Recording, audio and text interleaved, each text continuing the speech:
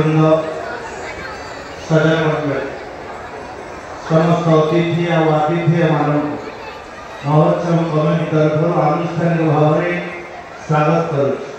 आपण अस्थिर मन को स्थिर करने विक्षिप्त चेतना को संक्षिप्त करने 2 मिनिट भितर मो वक्तव्य उपस्थापना करी।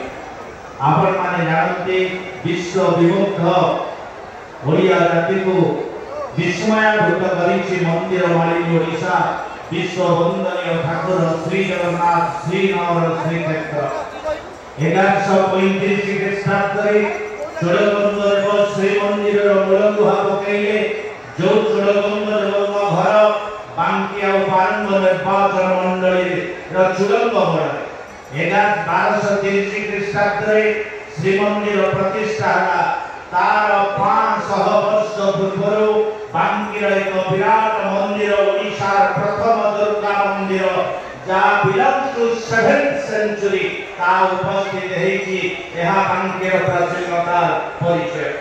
अन्य परिप्रेक्षी एक भूखंडर इष्ट देवी मां चर्चिका जगन्नाथ सहित ओतप्रोत भाव में जड़ित सहित मांकर अन्य नाम द्वारेश्वरी बांकी की गेटवे ऑफ वेस्टर्न ओडिशा पश्चिम ओडिशा द्वार होछि बांकी ए बाट दे जगन्नाथ को दर्शन करिबा को जा एवं सबुठ बड़ जगन्नाथ कहिले आमी जा बुझु प्रकृत रे तार तात्विक दृष्टि नाम जोथि जगन्नाथ बलभद्र सुभद्रा सुदर्शन एकत्र रहिबे तांको ही केवल जगन्नाथ कुहा जीव खाली जगन्नाथ मूर्ति एकक रहिले तांको जगन्नाथ कुहा जाई परिबो नाही।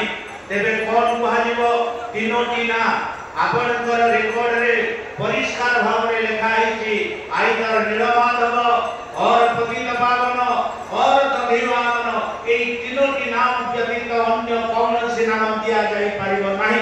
किंतु एक व्यतीत प्रथम करी बांकी गोटे भाषा गोटे वर्ड जगन्नाथ कल्चर को जाइछे दैट इज महिमा मणि गोटे नुआ शब्द बांकी जो सृष्टि जगन्नाथ को आरोपित करा जाय और सबठार बड़ कथा सेही जगन्नाथंकर ए क्षेत्र सहित अतीव संपर्क अछि।